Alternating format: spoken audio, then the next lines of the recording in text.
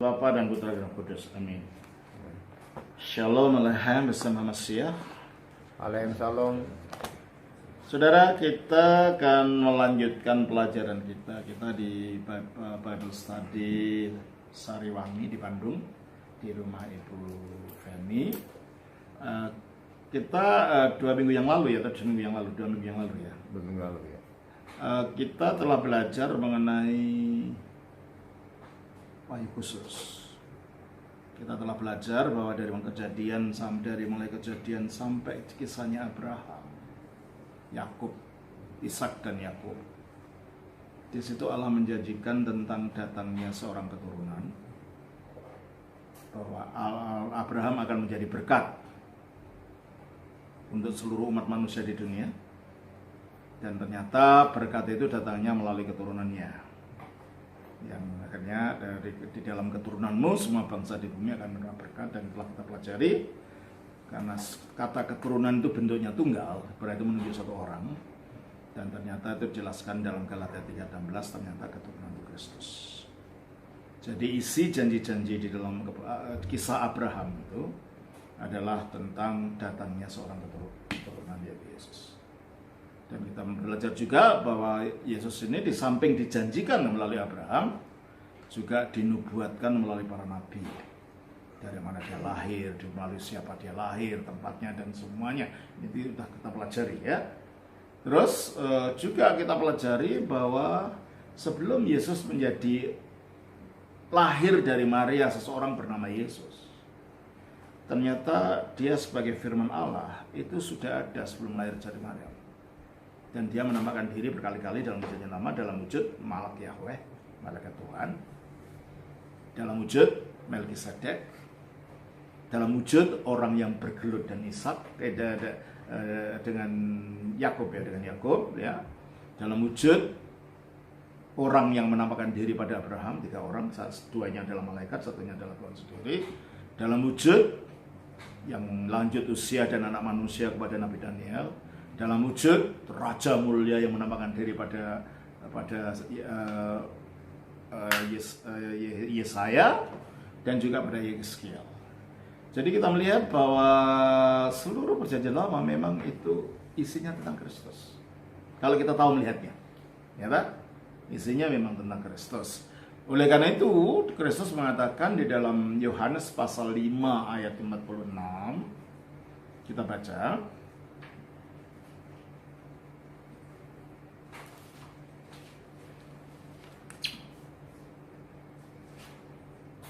Sebab jikalau kamu percaya kepada Musa, tentu kamu akan percaya juga kepadaku, sebab ia telah menulis tentang aku. Iya tak?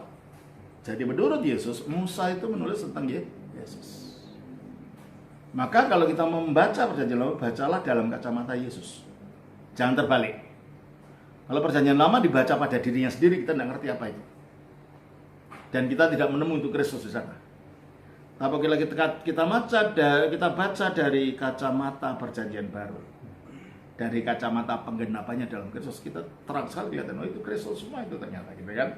Makanya Yesus mengatakan Musa telah menulis tentang aku. Berarti kalau gitu seluruh kitab Taurat itu isinya tentang Yesus, nubuat tentang Yesus. Kita baca juga dalam Lukas pasal 24. Lukas pasal yang ke-24 ayatnya 44. Tolong baca. Ia berkata kepada mereka, inilah perkataanku yang telah kukatakan kepadamu ketika aku masih bersama-sama dengan kamu, yakni bahwa harus digenapi semua yang ada tertulis tentang aku dalam kitab Taurat Musa dan kitab Nabi-Nabi dan kitab Mazmur. Jadi harus digenapi semua yang tertulis tentang aku dalam kitab Musa, yaitu Kejadian sampai Ulangan, itu kitab Musa. Kitab Nabi-Nabi di dalam urutan kitab sucinya Raja Yahudi itu mulai dari Yosua sampai kitab Tawarikh. Dan Mazmur itu buku pertama di dalam kitab yang namanya tulisan-tulisan. Jadi artinya di seluruh kitab perjanjian lama itu isinya tentang Yesus, gitu kata Yesus. Semua tentang aku yang tertulis di dalam kitab Musa, kitab Nabi-Nabi dan Mazmur.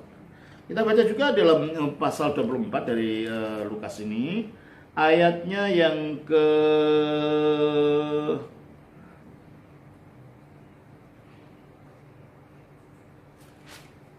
sebentar. Mulai ayat yang ke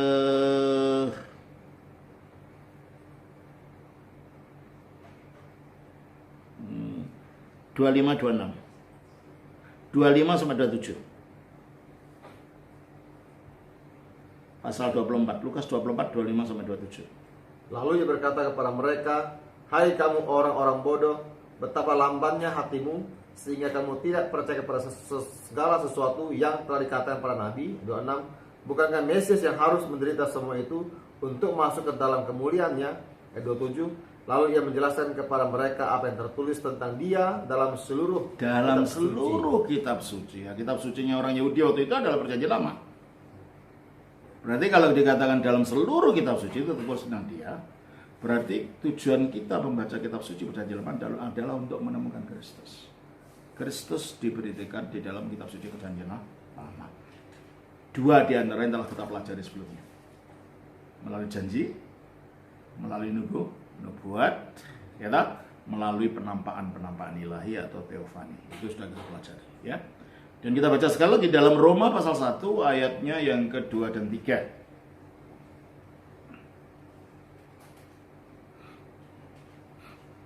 Roma pasal 1 ayat 2 dan 3. Injil itu telah dijanjikannya sebelumnya dengan perantaraan nabi-nabinya dalam kitab-kitab suci tentang anaknya yang menurut daging diperanakan dan jadi Injil itu tentang anaknya, diberitakan sebelumnya melalui nabi-nabi dalam kitab suci. Berarti kalau itu kitab suci itu tak lain dan tak bukan berita tentang sang anak ini. Jadi secara konsisten Perjanjian Baru mengatakan bahwa kitab suci Perjanjian Lama itu isinya menubuatkan tentang Yesus. Nah, kalau gitu, di samping penampakan ilahi, di samping janji dan nubuat, ada lagi cara kita melihat Perjanjian Lama supaya kita dapat mengerti tentang Kristus yang ada di sana melalui alegori. Apa itu alegori? Atau tipologi pada alegori? Tipologi. Apa itu tipologi? Tipologi adalah kisah atau peristiwa yang tertulis dalam Perjanjian Lama yang paralel kisahnya itu dapat dimengerti sebagai paralel dalam diri Yesus. Contohnya, kita baca Galatia 4. Galatia pasal 4. Kita baca ayatnya di dalam ayat yang ke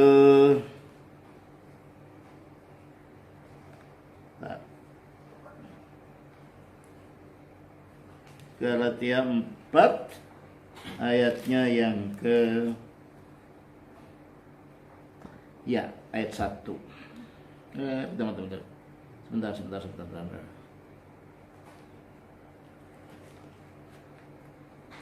Bukan ayat 1. Ayat yang ke-21.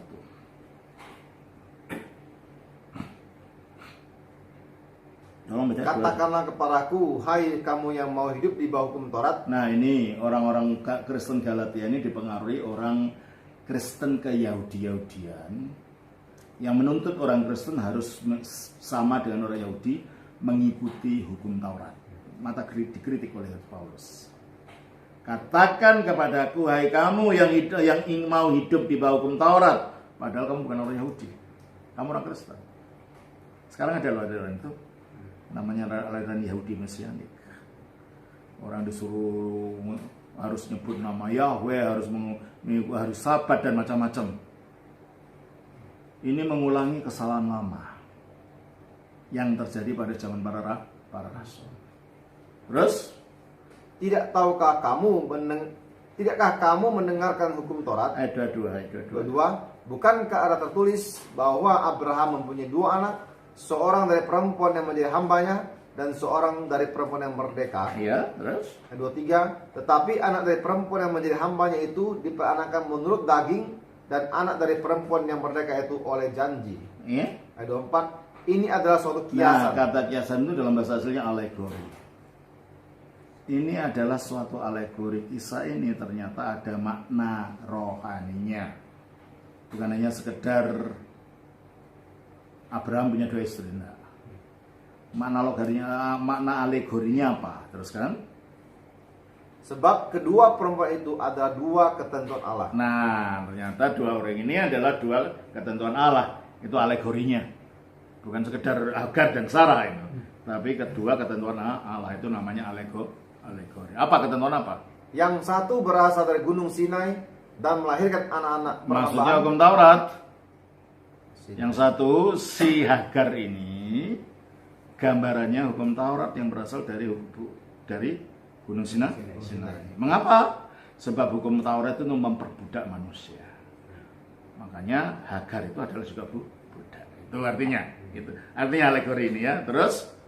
Itulah Hagar. Ayat 5, Hagar ialah Gunung Sinai di tanah Arab. Nah, Hagar adalah Gunung Sinai.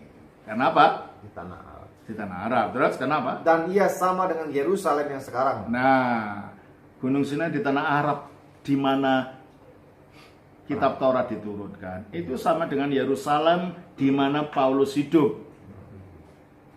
Maksudnya yang sekarang ketika saya penulis ini hidup gitu loh. Maksudnya ketika Paulus hidup. Waktu Paulus hidup, yang menguasai kota Yerusalem siapa? Romawi. Bukan.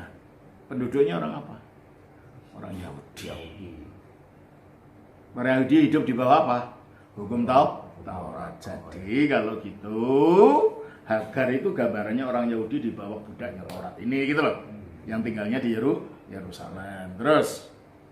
Karena ia hidup dalam perhambaan. Nah, karena ia hidup dalam perhambaan. Sebagaimana si Hagar itu budak, hamba, demikianlah orang Yahudi waktu itu hidup dalam perhambaan hukum Taurat.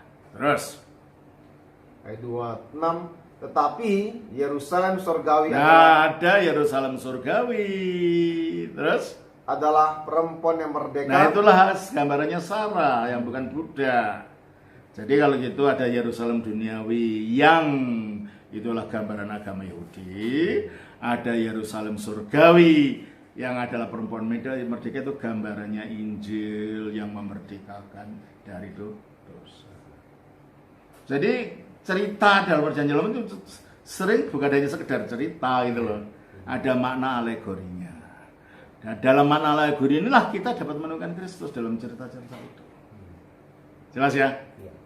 Nah, apa ini? Mari kita lihat di dalam Kejadian.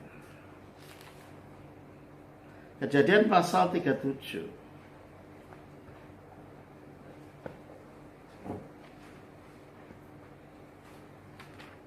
Kejadian 37. Kita baca ayatnya yang sebentar.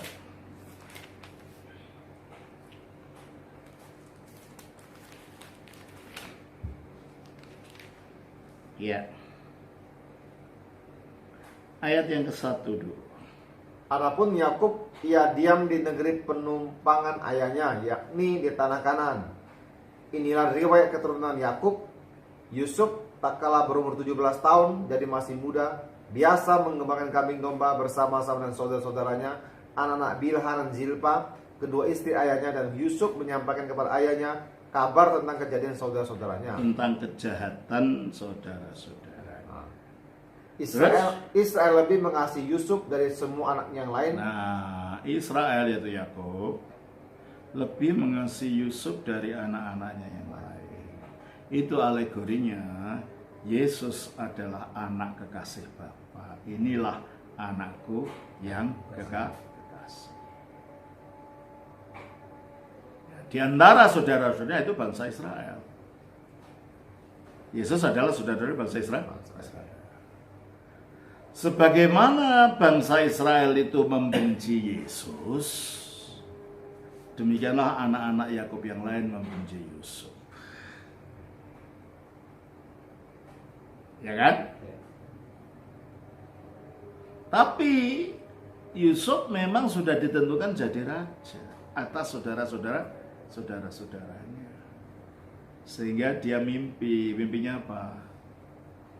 Mimpinya lihat bintang-bintang, matahari dan bulan tunduk pada dia.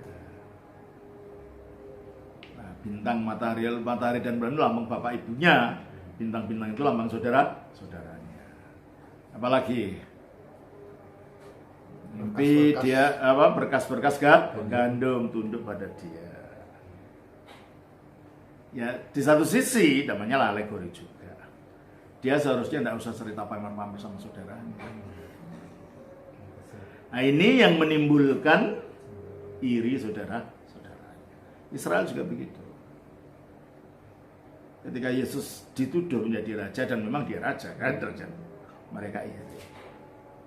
Lalu apa yang terjadi? Karena irinya Yusuf dianiaya, dimasukkan ke dalam sumur. Demikianlah Yesus. Karena irinya maka Yesus dianiaya, dimasukkan ke dalam kuburan. Akhirnya Yusuf dijual kepada orang Ismail. Dijual ke Mesir. Artinya apa? Jauh dari keluarganya. Demikianlah Yesus. Mati lepas jauh dari kehidupan, dari dunianya orang hidup. Artinya dia mati dalam alam. Yang terjadi di sana akhirnya Yusuf menolak untuk diajak berbuat dosa oleh istri tuannya, istri Potifar. Diapakan? Penjara. Dimasukkan penjara. Ini kisahnya masih alegorinya Yesus dalam penjara itu.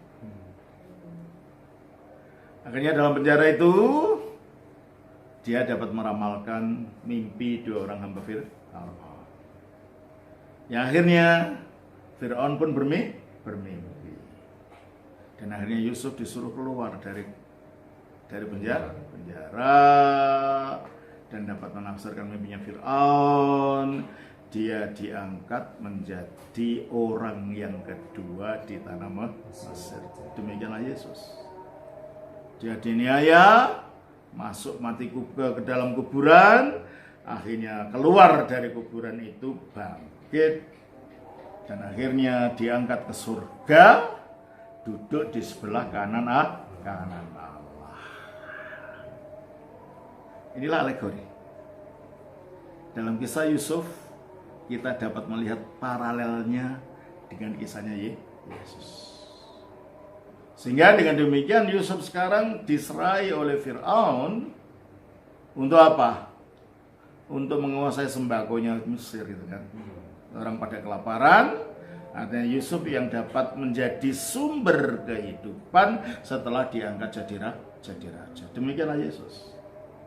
Setelah diangkat dalam kemuliaan, duduk di sebelah kanan Bapa, dia menjadi sumber keselamatan bagi semua manusia. Coba kita baca di dalam Ibrani pasal 5. Ibrani pasal 5 ayatnya yang ke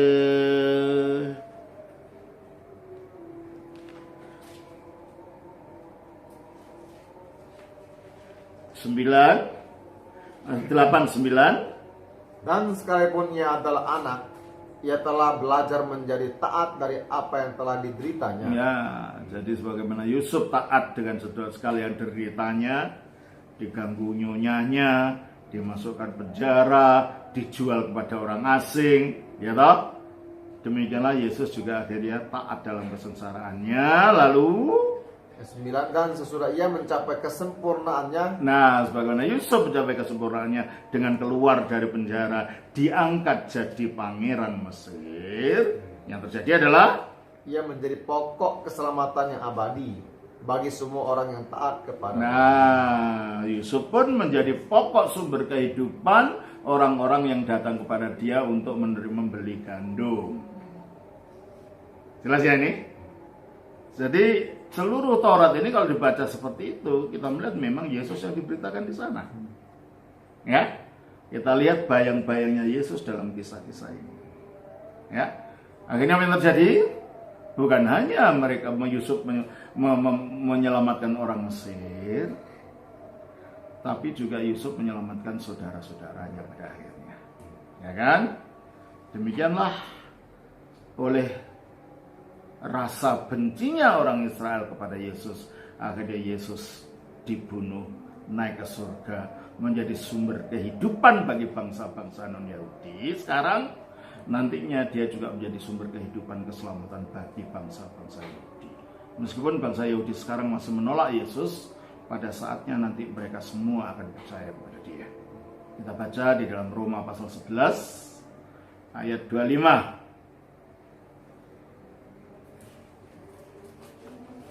Sebab saudara-saudara, supaya kamu jangan menganggap dirimu pandai, aku mau agar kamu mengetahui rahasia ini. Sebagian dari Israel telah menjadi tegar sampai jumlah yang penuh, dari bangsa-bangsa yang lain telah masuk. Ayat 26. Dan dengan jalan demikian seluruh Israel akan diselamatkan. Ya, aku ingin tahu rahasia ini. Rahasia apa itu? Sebagian bangsa Israel tegar, artinya tidak mau percaya. Sayangnya itu sebagian besar itu. Yang hatinya tegar itu sebagian besar. Ya ada orang Israel yang jadi Kristen itu, ya ada.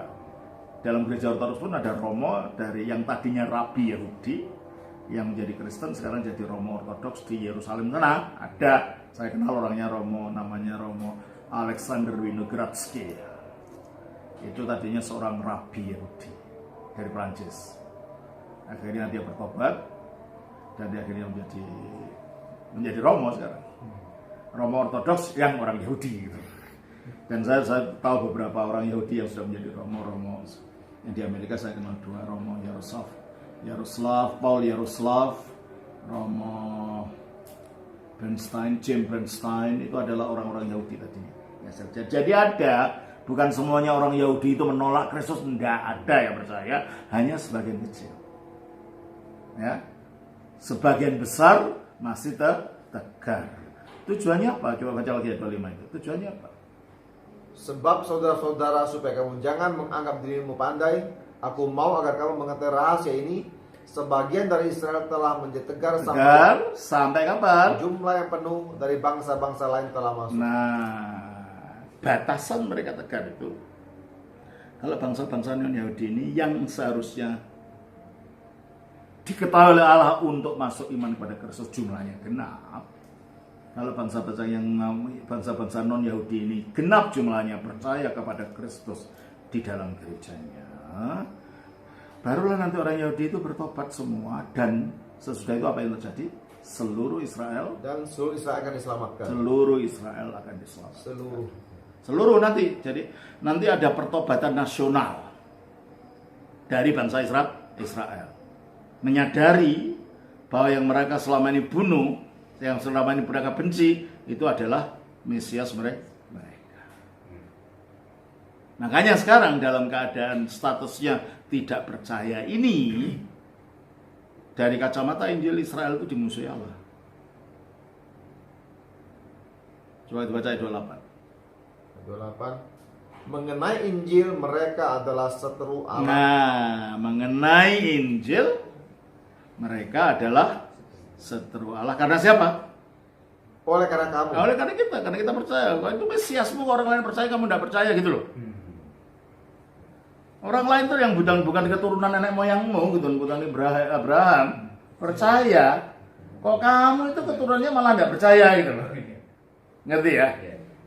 Jadi karena kita secara Injil, orang-orang Israel itu menjadi seterunya Allah. Tapi teruskan. Ayat 28. Mengenai Injil mereka adalah seteru Allah oleh karena kamu. Tetapi mengenai pilihan, mereka adalah kekasih Allah. Ya, pilihan dari siapa? Pilihan dari Abraham. Oleh karena nenek moyang. Ya. Karena kepada Abraham Allah menjanjikan keturunannya akan banyak. Oleh karena itu bangsa-bangsa yang sejaman dengan Israel ini, bangsa Kanaan, bangsa Hewi, bangsa Filistin, bangsa Girgazi itu punah semua, tidak ada satu pun yang eksis sampai sekarang. Nah, kok Israel ini loh, bangsa yang dianiaya, terporak-poranda, terserak-serak, bisa muncul lagi jadi bangsa. Tanahnya yang sudah diambil orang lain lalu bisa diambil lagi. Bahasanya sudah punah lalu dipulihkan lagi menjadi bahasa modern, bahasa Ibrani. Kalau ini bukan mujizat apa itu?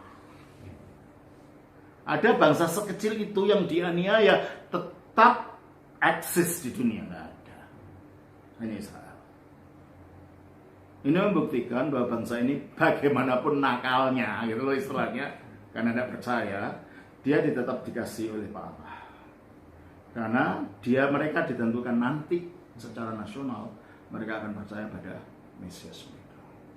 Jadi sejarahnya Israel itu nanti bersamaan dan sejarahnya gereja. Pada waktu Kristus datang mereka akan disatukan dengan gereja, dimuliakan. Jelas ini ya? Jadi kita melihat bahwa memang Israel itu karena melaluinya lah Allah menjanjikan datangnya Mesias. Adalah tidak adil kalau orang yang bukan Israel percaya pada Mesias yang keluar dari Israel, ternyata Israel tidak ada yang diselamatkan, tidak adil itu. Makanya kamu dulu selamat, orang yang luar ini, nanti orang itu aku selamatkan juga.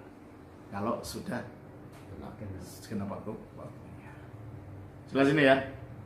Makanya kalau ada orang Kristen sekarang menarik-narik orang Kristen sudah Kristen mengikuti cara-cara itu, yang tidak cara Yahudi untuk Yahudi, bukan untuk kita.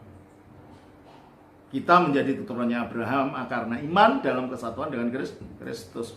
Kita bukan keturunannya Abraham secara fisik. Kita bukan orang Semit. Semit itu bangsa-bangsa Sem, keturunan Sem, yaitu bangsa-bangsa Timur Tengah, Ibrani, Arab, ya, orang Arab, orang Syria, orang itulah orang Sem itu. Keturunan Abraham. Kita bukan. Ya. Nah, makanya hukum Taurat itu bukan untuk kita. Cara-cara hukum Taurat itu bukan untuk kita. Mengapa? Karena hukum Taurat itu diberikan terkait dengan keimamannya. Apa keimamannya Taurat? Harun. Keimaman kita adalah keimaman Melkisedek. Dan dikatakan di dalam Ibrani pasal 11 pasal 7 ayat 12. Kita baca. Sebab jikalau imamat berubah. Nah, imamat berubah dari Harun ke Melkisedek, maka dengan sendirinya akan berubah pula hukum Taurat itu. Nah, makanya kita tidak mengikuti Taurat karena imamatnya beda gitu loh. Kalau hukum perjanjian lama imamatnya adalah keturunan Harun, orang Lewi gitu loh.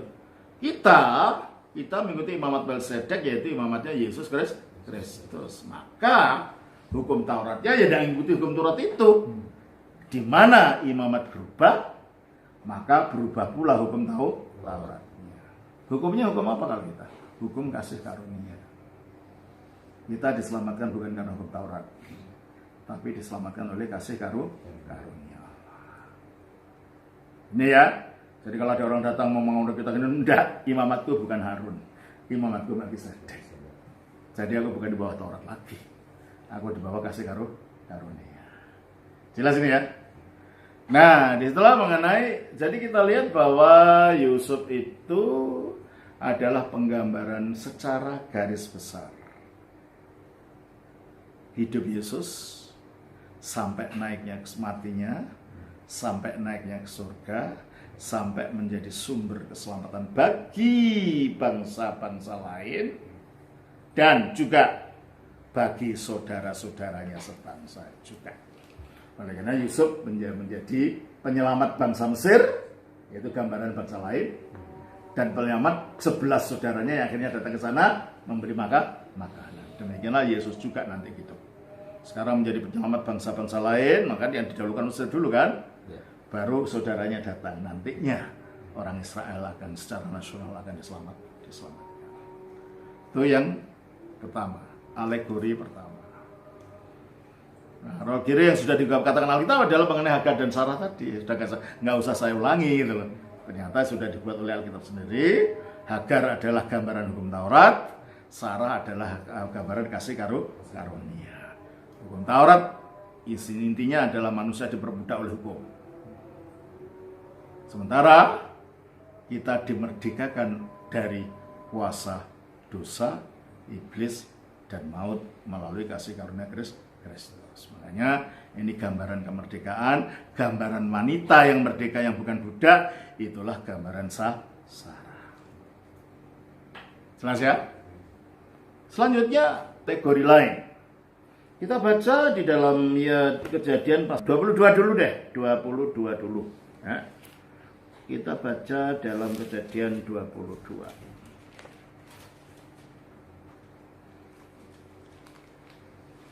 Di dalam Kejadian pasal 22 kita baca ketika Abraham diperintahkan oleh Allah untuk mempersembahkan Ishak anaknya sebagai korban. Kita baca di dalam ayat yang ke-12 10 sampai 13. Sesudah itu Abraham mengulurkan tangannya lalu mengambil pisau untuk menyembelih anaknya. 11. Tetapi berserulah malaikat Tuhan dari langit kepadanya. Abraham, Abraham, sautnya, ya Tuhan. Lalu ia berfirman, jangan bunuh anak itu dan jangan kau apa-apakan dia, sebab telah ku ketahui sekarang bahwa engkau takut akan Allah dan engkau tidak segan-segan untuk menyerahkan anakmu yang tunggal kepadaku. 13. Lalu Abraham menoleh dan melihat seekor domba jantan di belakangnya yang tanduknya tersangkut dalam belukar. Abraham mengambil domba itu lalu mengorbankannya sebagai korban bakaran pengganti anaknya. Nah, ini peristiwa ini juga alegorinya Yesus. Seharusnya manusia itu dihukum karena dosa. Upah dosa adalah maut. Jadi penyembelihan Ishak ini gambaran maut yang seharusnya menimpa manusia. Tapi dalam belas kasihnya Allah tidak membiarkan Ishak disembelih. Allah menyediakan anak domba Allah, anak-anak domba yang entah dari mana datangnya. Tiba-tiba muncul, ada apa? Ayat 13. Lalu Abraham menoleh dan melihat seekor domba jantan di belakangnya yang tanduknya tersangkut dalam belukar. Nah, itu lambang Kristus. Kristus adalah anak domba Allah. Kepalanya tan. Ada apa? Ada mahkota dari duri. Inilah anak domba Allah yang kepalanya ada mahkotanya dari duri, yang menggantikan hukuman Ishak dibunuh. Allah menyediakan pengganti yang menebus harga kematian Ishak dengan anak domba itu yang mati disembelih. Dan anak domba yang mati disembelih itulah Yesus. Gambaran dari Yesus. Nah, pertanyaannya, mengapa sih untuk diselamatkan, untuk lepas dari maut ini perlu ada korban, perlu diganti oleh binatang ini? Padahal kalau dalam Alkitab jelas ditulis Ishak anakmu, gitu kan. Dan mereka mengatakan ini sudah diubah-ubah, ya enggak lah. Kalau sudah diubah,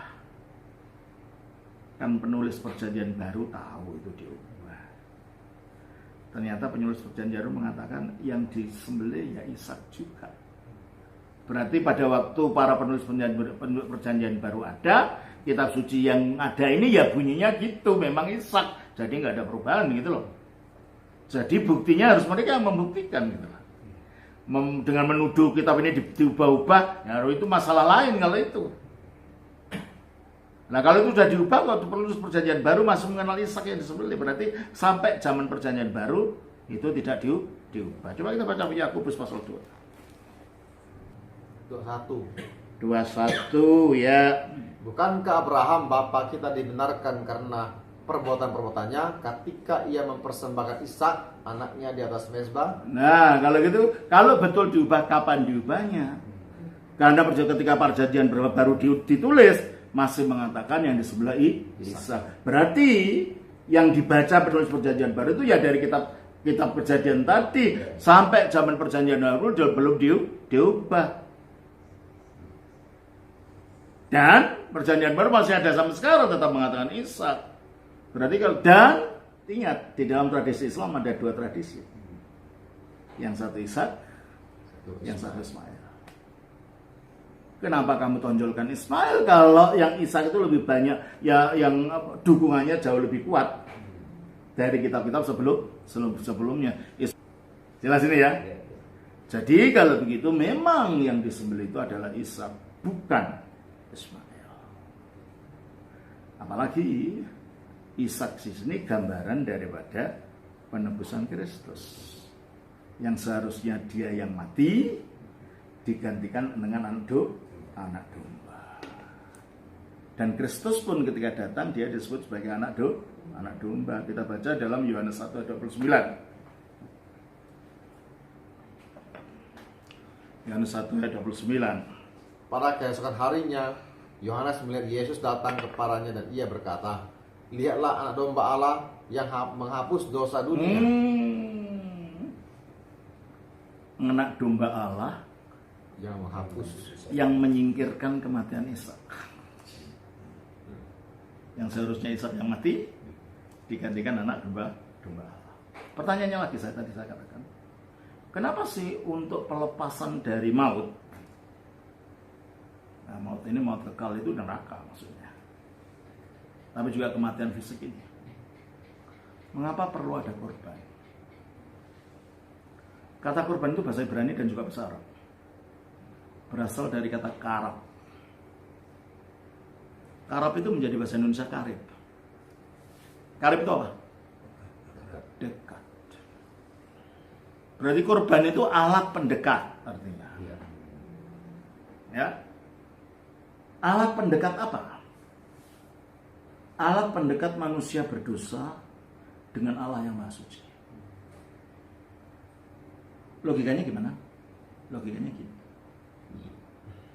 Allah itu punya dua sifat yang secara logika tidak bisa didamaikan. Sifat adil, yang menghendaki dosa sekecil debu pun harus dihukum. Sifat kasih, yang menghendaki dosa sebesar gunung pun harus diampuni. Bisa nggak didamaikan dua sifat itu? Adilnya menghendaki dosa sekecil debu pun harus dikejar sampai ke lubang semut. Nyata? Kasihnya menghendaki dosa segede gunung apapun gedenya harus diampuni. Dua sifat ini nggak bisa ketemu. Nah, kalau seperti agama yang lain mengatakan, ya pokoknya Allah mengampuni gitu aja. Loh. Kalau mengampuni gitu saja berarti sifat Allahnya, adilnya Allah kamu hilangkan. Ya kan? Allah yang tidak sempurna itu bagaimana? Salah satu sifatnya disingkirkan, tidak mungkin lah. Nyata? Tidak pakai korban, tidak pakai apa, pokoknya Allah bisa mengampuni. Iya, berarti Allahmu tidak sempurna karena sifatnya dihilangkan salah satunya. Ya itu sifat Allah, sifat adil. Kalau dia hanya mengampuni itu saja. Nah, supaya sempurna, dua-duanya harus berjalan. Adilnya berjalan, kasihnya berjalan. Caranya dengan apa? Dengan korban. Dan salah satu pelaksanaan korban yang jelas itu digambarkan dalam Imamat 1 ayat 1 dan 2.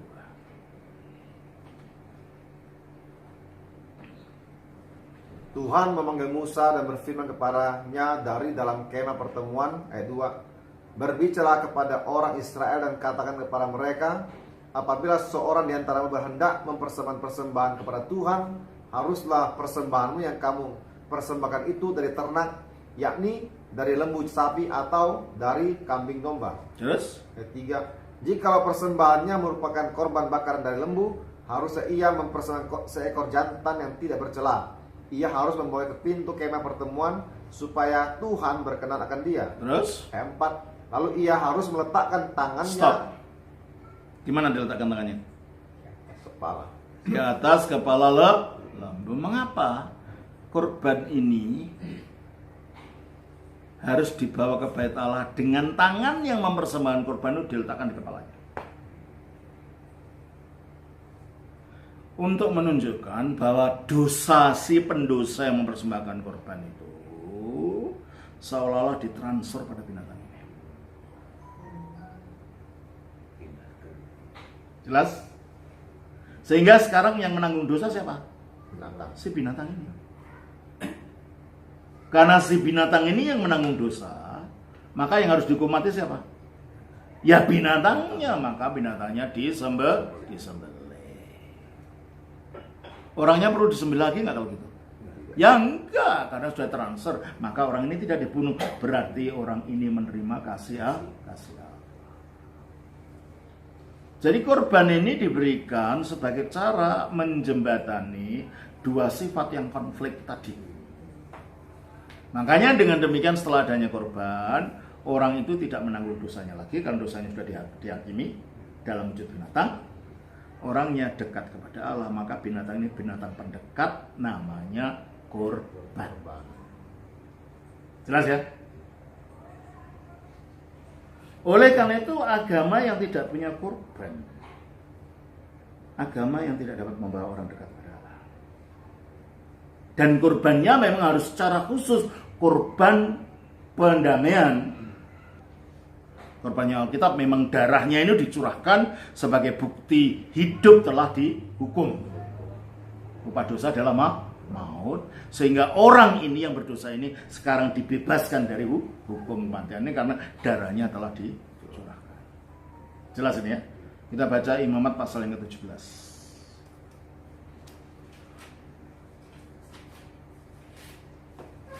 Imamat pasal 17. Ayatnya yang ke 20 dan 21. Ayat 17 juga. Bentar. Enggak ada, 16 terakhir. Bentar. Imamat 17 ayatnya yang ke 14 sampai 15. Karena darah itulah nyawa segala makhluk. Sebab itu aku telah berfirman kepada orang Israel, darah makhluk apapun jangan kau makan, karena darah itulah nyawa segala makhluk. Setiap orang yang memakannya haruslah dilenyapkan. Ayat 15, dan setiap orang yang makan bangkai atau sisa mangsa binatang buas, baik ia orang Israel asli atau maupun orang asing, haruslah mencuci pakaiannya, membasuh tubuhnya dengan air, dan ia menjadi najis sampai mata terbenam. Kenapa darah tidak boleh dimakan? Ayat 11 sebenarnya alasannya. 11, karena nyawa makhluk ada di dalam darahnya, dan aku telah memberikan darah itu kepadamu di atas mezbah. Mengadakan. Aku memberikan darah itu kepadamu di atas mezbah. Jadi yang ditekankan bukan dagingnya untuk dipersembahkan untuk diberikan pada orang miskin, bukan. Yang ditekan darahnya sebagai pengganti kematian orang yang berdosa itu. Jelas? Jadi kalau orang Islam mengadakan korban dan korban dalam perjanjian lama total tidak ada persamaannya sama sekali, baik makna maupun tujuannya. Ya? Korbannya perjanjian lama bukan meniru Abraham menyembelih Ismail atau Ishak, bukan.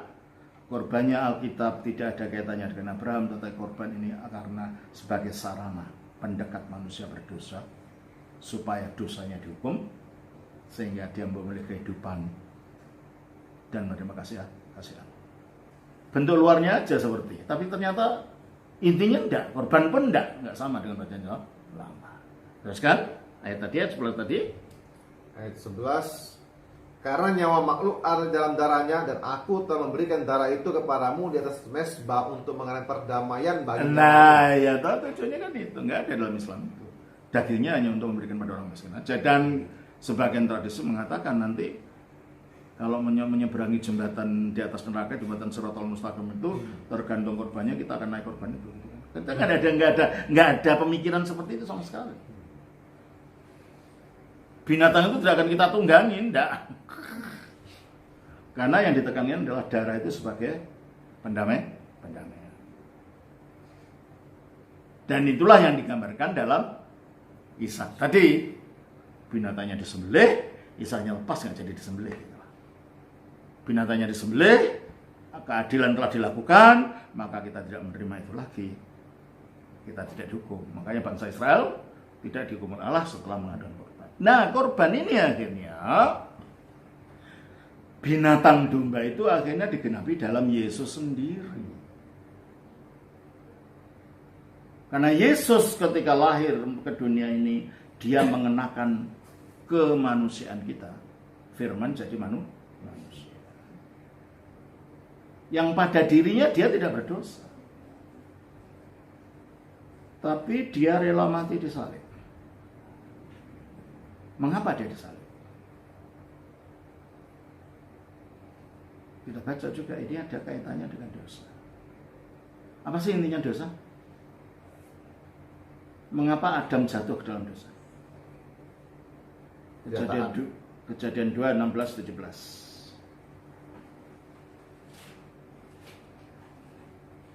Lalu Tuhan Allah memberi perintah itu kepada manusia, semua pohon dalam taman ini boleh kau makan buahnya dengan bebas. Ayat 17. Tetapi pohon pengetahuan tentang yang baik dan yang jahat itu janganlah kau makan buahnya, sebab pada hari engkau memakannya pastilah engkau mati. Maka pertanyaan saya, bagaimana kalau mereka tidak pernah makan?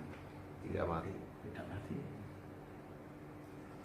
Berarti kematian ini muncul baik kematian fisik maupun kematian rohani yang membuat manusia terpisah dari Allah. Ayat yang ke-24 dari pasal 3. Kejadian 3:24. Ia menghalau manusia itu, dan di sebelah timur Taman Eden ditempatkannya beberapa keruk dengan pedang yang menyala-nyala dan menyambar-nyambar untuk menjaga jalan ke pohon kehidupan. Jadi manusia tidak bisa masuk lagi. Tidak bisa memetik buah kehidupan, lambang dari hidup kekal. Terputus dari hidup kekal itu. Gitu loh. Jadi akhirnya manusia ini bukan saja mengalami kematian secara fisik, tubuhnya akan mati ditinggalkan rohnya juga akan terputus dari Allah, rohnya juga mengalami kematian. Dalam arti tidak milih hidupnya hidup ilah. Itu diakibatkan oleh tidak taat tadi. Nah, itulah intinya dosa itu. Manusia tidak taat. Nah, bagaimana ketidaktaatan yang merembesi kodratnya manusia ini? Kita lebih mudah untuk tidak taat daripada taat, bukan? Ya. Bukti itu. Ya. Bagaimana caranya untuk melawan tidak taat itu? Lawannya dengan sebaliknya. Dengan ketaatan.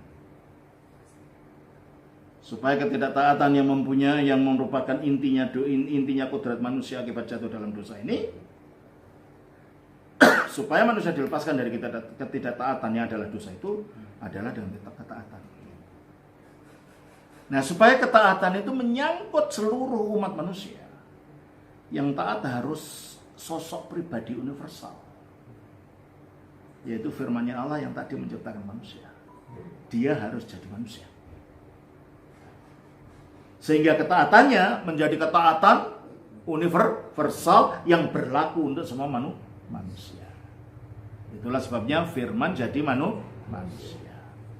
Kita baca di dalam Filipi 2 ayat 7 dan 8. Melainkan telah mengosongkan dirinya sendiri dan mengambil rupa seorang hamba dan menjadi sama dengan manusia. Menjadi sama dengan manusia, terus dan dalam keadaan sebagai manusia. Dalam keadaan sebagai manusia. Ingat ini, banyak orang mengejek gitu, Tuhan kok bisa disalib?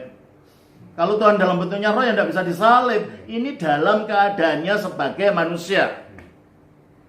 Kalau dia bisa manusia, bisa dicubit nggak? Bisa. Bisa dipukul nggak? Bisa. Kalau gitu bisa disalib nggak? Bisa. Yang bisa disalib itu manusianya, bukan Allah. Allah tidak bisa disalib, ketuhanannya tidak bisa disalib. Kita tidak sebodoh itu orang Kristen. Orang Kristen tidak bodoh, enggak tahu.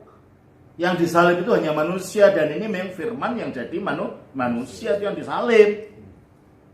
Bukan Tuhan yang tidak berbentuk manusia itu nggak bisa disalib. Ketika tubuh kemanusiaannya disalib, keilahiannya tidak ikut mati gitu loh. Ya. Maka dikatakan dalam keadaannya sebagai manusia, terus Ia telah merendahkan dirinya dan taat sampai mati. Taat sampai mati. Jadi matinya akibat taat. Terus Bahkan sampai mati di kayu salib. nah, jadi kematiannya dari kayu salib itu wujud ketaatan total, bukan dari seorang laki-laki Yesus anaknya Maryam orang Yahudi, bukan. Ketaatan total dari firman yang menjadi manusia. Ini yang harus kita tekankan. Nah, kalau yang taat ini adalah firman yang menjadi manusia, maka ketaatannya ini akhirnya berlaku untuk seluruh kemanusiaan, sebab seluruh kemanusiaan diciptakan oleh firman yang sama ini. Jelas? Nah, kalau tubuh yang sudah dikuasai ketidaktaatan tadi digunakan untuk taat secara total di atas kayu salib, padahal ketidaktaatan itu intinya dosa, maka dosa diapakan? Dikalahkan melalui penyaliban Yesus. Sehingga dengan demikian kemanusiaan kita dilepaskan dari hukuman kematian, dari dosa, sebagaimana Ishak yang sudah mau disembelih tadi dilepaskan dengan kematian anak domba itu. Anak domba di atas salib itu melepaskan kita yang tanduknya terjerat oleh apa tadi? Semak berkarya itu, kepalanya diberi mahkota duri itu. Disalibkan. Sehingga dengan demikian kita yang tidak di mata Allah sebagai orang yang secara hakiki tidak taat itu dilepaskan dari hukum ketidaktaatan itu. Akibat kita menyatu dengan Dia yang sudah taat, Yesus. Coba kita baca dalam Roma 5:19.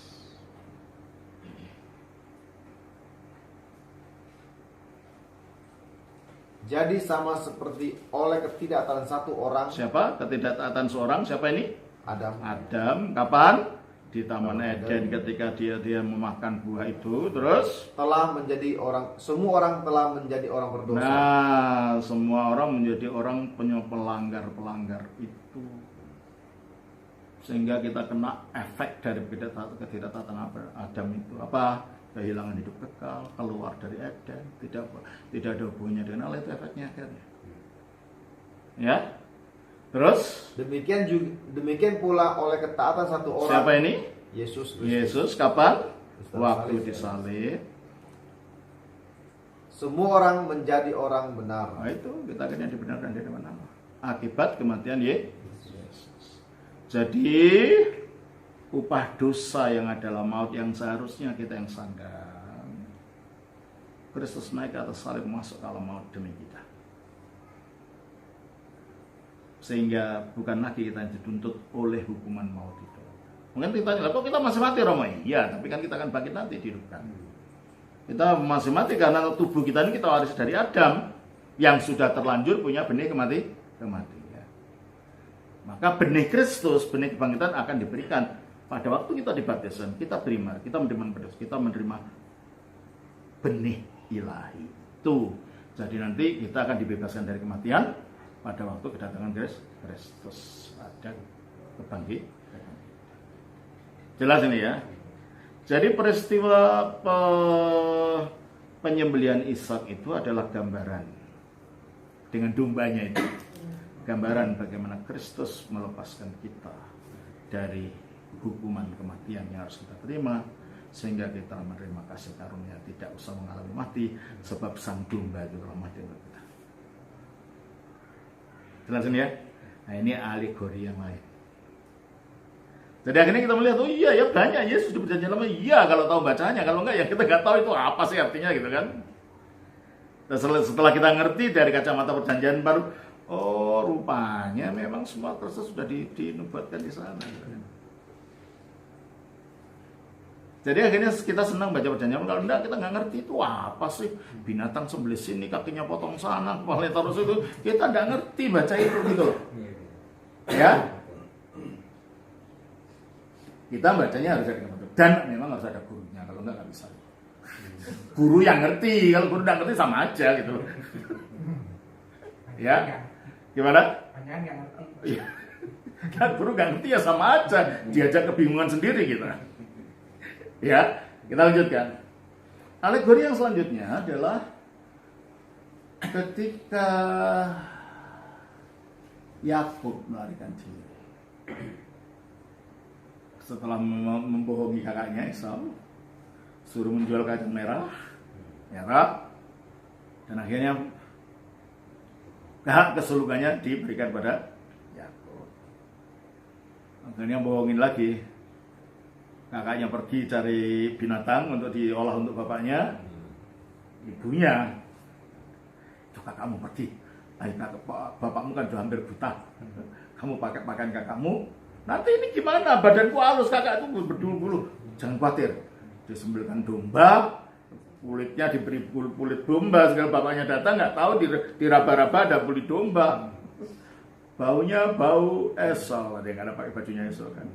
Tangannya tangan Esau. Kok suaranya suara Yakub? Apa kamu benar Yakub? Ya ini bapak makanlah hasil buruanku, padahal yang masak ibunya tadi kan. Dimakan akhirnya Yakub memberikan Ishak memberikan segala berkat, doa berkat untuk anak. Makanya anak-anak kita harus kita ajar ya. Doanya orang tua itu berhasil. Jangan sampai terutama ibu ya. Jangan sampai ibu mengeluarkan kutuk pada anaknya. Bahaya. Kutuk seorang ibu itu berbahaya untuk anaknya. Makanya kalau emosi jangan sampai kutuk anaknya ya. Sama sekali jangan. Anak juga gitu. Jangan sampai memprovokasi, menimbulkan kutuk ibunya, bahaya itu nanti. Nah, demikian juga berkata ya, kalau berkati hati-hati, doakan anak. Kalau kita menginginkan anak kita nanti jadi seperti apa, sejak kecil doakan terus. Saya punya anak angkat, biarpun bukan anaknya sendiri, saya doakan terus. Saya doakan siapa nanti jodohnya. Saya doakan, saya minta nanti anak itu jodohnya bagaimana. Saya doakan terus. Mulai sekarang, ini masuk 13 tahun sekarang. Tapi tiap hari, tiap pagi saya tumpahi tangan di atas bawah, saya doakan dia. Karena dia bapaknya nggak ada, saya jadi wakil bapaknya, saya doakan dia. Nah, kalau kita punya anak, doanya ibu itu sangat berhasil. Seperti doanya Ishak kepada Yakub. Biarpun dia mendapatkannya dengan cara yang tidak etis kan, merebut dari kakaknya itu kan. Akhirnya setelah tahu pulang si Esau bawalah itu hasil buruannya. Bapak, ini aku datang. Lu siapa kamu? Saya Esau. Lu tadi yang bawa, jadi siapa? Bawa makanan tadi. Ketahuan bawa adiknya bawa. Marahlah adiknya. Dia mau dibunuh gitu kan. Akhirnya Yakub melarikan diri. Di tengah jalan di wilayah namanya Betel, dia tertidur. Lalu dia melihat mimpi. Ya? Coba kita baca Kejadian 28.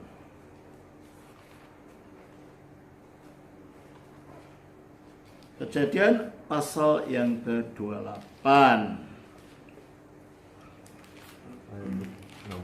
ayat 16. Coba kita baca.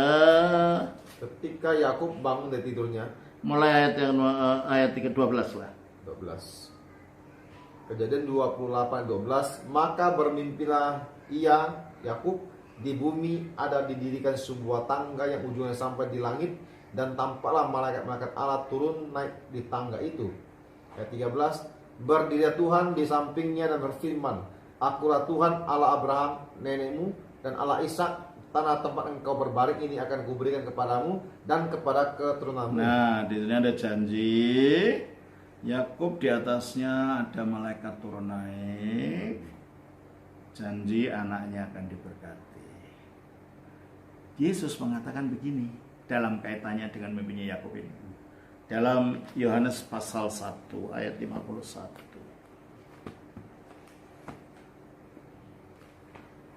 Tolong bacakan. Lalu kata Yesus kepadanya, Aku berkata kepadamu, sesungguhnya engkau akan melihat langit terbuka dan malaikat-malaikat Allah turun naik kepada anak manusia. Nah, ini alegoris sebenarnya. Kisahnya siapa yang malaikat turun naik ke atas orang itu? Ya, Kisahnya ya. Sekarang Yesus itu menerapkan pada dirinya. Malaikat-malaikat Allah turun naik ke atas anak manusia dirinya, Mesias ya. Dengan demikian Yesus mengidentikan dirinya dengan Yakub sebagai bapak umat yang baru. Sebagaimana Yakub itu adalah nenek moyangnya Israel, makanya namanya dia diganti Israel kan oleh Allah. Dan punya 12 anak yang menjadi 12 suku, menjadi umat yang lama. Demikianlah Yesus juga sebagai Ishak yang baru, Yakub yang baru, yang digambarkan dengan malaikat turun naik ke atasnya, yang mempunyai 12 anak rohani baru, yaitu para rasul. Dan para rasul itu punya anak-anak rohani yang banyak, itulah umat yang baru, itulah gereja. Oleh karena itu secara teologis, kalau dalam bahasa teologi Jerman, Yesus disebut sebagai Stammvater, pokok, bapak yang menjadi pokok keturunannya gitu loh. Sebagaimana Yakub, bapak yang menjadi pokok dari keturunannya, yaitu bangsa Israel. Yesus menjadi bapak yang melalui ke-12 anaknya ini, yaitu para rasul, menjadi pokok munculnya umat yang baru, yaitu Israel baru. Itulah gereja. Oleh karena itu, gereja itu disebut Israel milik Allah dan menjadi bangsa pilihan yang baru. Coba dibaca di dalam Galatia 6 ayat yang ke-15-16. Sebab bersunat atau tidak bersunat tidak ada artinya, tetapi menjadi ciptaan baru itulah yang ada artinya. Nah, ajaran ini bukan ajaran Yahudi pasti. Kalau orang Yahudi mengatakan kamu harus sunat gitu kan? Inilah ajaran Kristen. Kamu tidak diselamatkan melalui hukum Taurat, tetapi melalui kasih karunia yang membuat kamu menjadi manusia baru. Makanya dikatakan sunat tidak sunat bukan tidak ada artinya. Tidak ada artinya. Yang ada artinya adalah menjadi ciptaan baru. Itulah ketika kita dilahirkan dalam Yesus, dalam Yesus. Teruskan ayat 16. Ayat 16, dan semua orang yang memberi dirinya dipimpin oleh patokan ini. Patokan apa? Sunat dan tidak sunat bukan masalah. Yang penting adalah hidup baru. Patokan ini apa? Turunlah kiranya damai, sejahtera, dan rahmat atas mereka. Atas mereka, orang-orang ini. Siapa ini? Dan atas Israel milik Allah. Israel milik Allah. Jadi Yesus adalah Yakub yang baru. Para 12 suku itu adalah bapak suku yang baru. Gereja adalah Israel milik Allah, bangsa pilihan yang baru. 1 Petrus 2 ayat 9. Tetapi kamulah bangsa yang terpilih. Nah, kamulah bangsa yang terpilih. Kamu di sini siapa? Gereja. Mengatakan saya nggak perlu gereja, yang penting Yesus dan Alkitab. Ya, kamu bukan orang Kristen. Kalau Kristen tidak lengkap pemahaman tentang Kristen. Kita menjadi Israel baru karena kita umat, kita bangsa. Agama Kristen adalah agama komunal, agama no komunitas, bukan agama individual. Harus diingat ini. Karena bangsa itu bukan orang sendiri, itu bangsa. Bangsa Indonesia petentang-petentang sendirian. Kamu orang gila. Kalau kamu bangsa harus dengan yang lain gitu kan. Kita adalah bangsa yang terpilih. Nah, kalau bangsa berarti harus mengenal pahlawan-pahlawan sebelumnya, gitu loh. Maka kita orang mengatakan saya enggak Soekarno, enggak perlu para pejuang dahulu, enggak perlu gitu. Kurang apa kamu ini? Kalau ngakukan Indonesia ya kamu tahulah Mbak Dewi Sartika, kamu tahulah Soekarno, kamu tahulah Ibu Kartini, kamu tahu siapa, tak tahu itu gitu. Iya kan? Nah orang Kristen sekarang kan enggak. Pokoknya Alkitab Yesus dan aku titik. Ya enggak bisa kamu tahu dapat Alkitab dari mana, memang turun gedebuk dari loteng. Ada konteks di mana Alkitab itu terbentuk. Ya dulu komunitas umat yang baru ini, gitu kan? Nah, karena itu sebagaimana Israel itu adalah keturunan Abraham, kita bukan hanya keturunan Yakub yang baru yaitu Yesus secara rohani. Bukan hanya keturunan 12 bapak bangsa tadi, yaitu para rasul secara rohani. Tapi kita juga jadi anak Abraham. Secara rohani pula. Karena secara fisik bukan, kita itu orang Indonesia, bukan orang Israel gitu loh. Ya. Kita baca di dalam Ibrani pasal 3:29. Ibrani 3:29. nggak ada. Ibrani Galatia, maaf. Mulutnya sama otaknya lain. Ada 3:29. Masa Ibrani Galatia 3 loh, Ibrani lagi. Galatia 29. Dan jikalau kamu adalah milik Kristus, maka kamu juga adalah keturunan Abraham. Nah, jika kamu milik Kristus, kamu adalah keturunan Abraham. Kita keturunan Abraham secara rohani, kita keturunan Yakub secara rohani, kita keturunan 12 bangsa secara rohani, kita menjadi Israel milik Allah dan bangsa pilihan. Jelas? Jangan mau lagi disyarat-syarat kembali ke Israel lama. Nah, kita bukan Israel lama, kita punya identitas kita sendiri, punya pilihan kita sendiri gitu. Sekarang banyak pendeta tidak ngerti kan? Orang mahal-mahal pergi Israel untuk merayakan hari raya Pondok Daun. Kenapa nggak pergi Mekah merayakan hari Idul Adha sekalian gitu? Itu kan hari raya agama lain. Pondok Daun itu hari raya agama Yahudi, bukan agama Kristen. Agama Yahudi itu anti Kristen, menolak Tritunggal, menolak keilahian Kristus, menolak ketuhanan Kristus, menolak Kristus sebagai juru selamat, mengatakan Yesus itu anaknya wanita nakal yang kawin dengan tentara Romawi, Pen Pandera namanya, dan lain. Jangan mentang-mentang orang Yahudi menggunakan perjanjian lama kita anggap sama agamanya dengan tidak. Menurut Injil mereka seteru Allah, ingat dia meskipun dia masih dikasih Allah, bedanya dengan orang Islam nggak ada janji itu gitu. Ya toh? Kalau orang Yahudi masih ada janji itu. Jelas itu ya. Bagaimana kita tahu bahwa hanya orang Yahudi yang punya janji Allah ini? Kita baca di dalam Kejadian 17.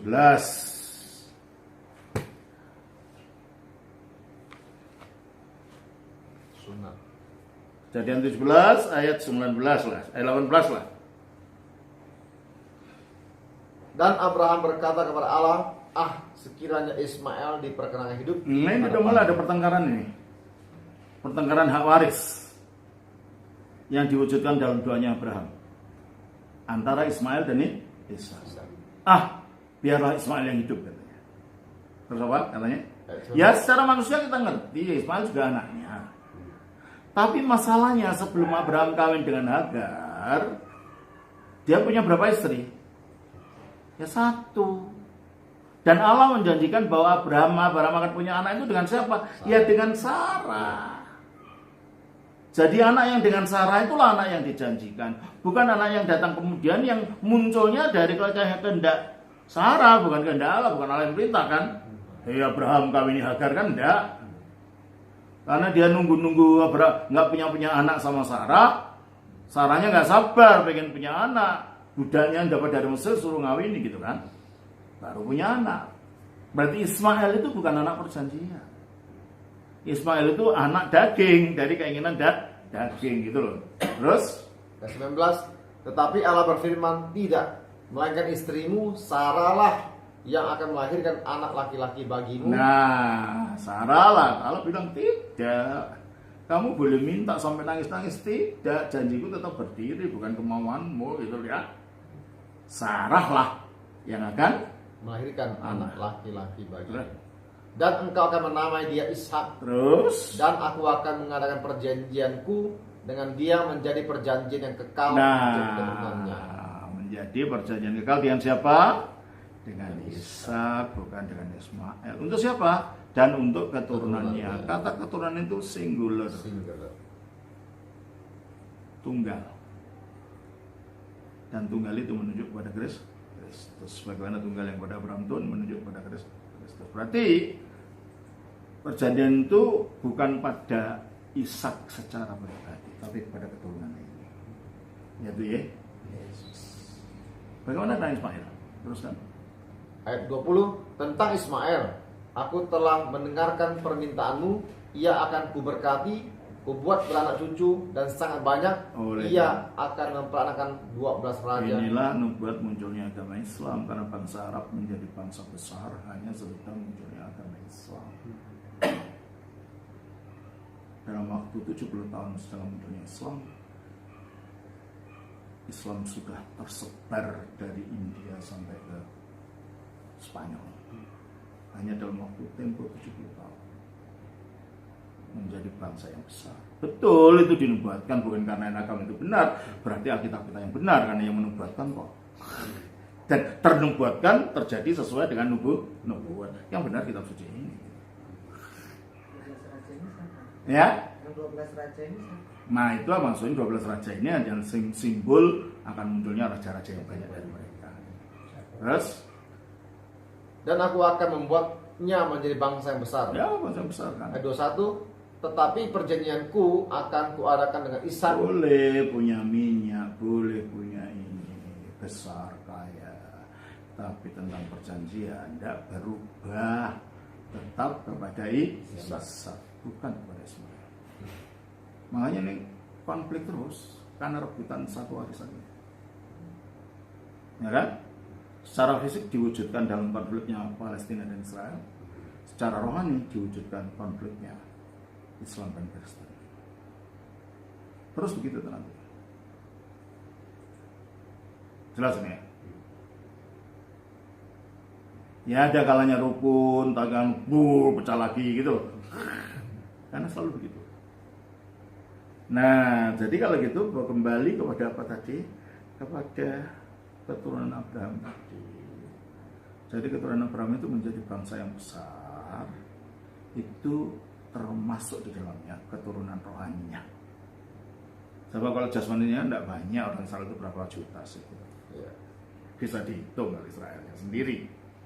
Tapi keturunan Abraham yang rohani inilah, yang orang Kristen inilah, yang jumlahnya miliaran.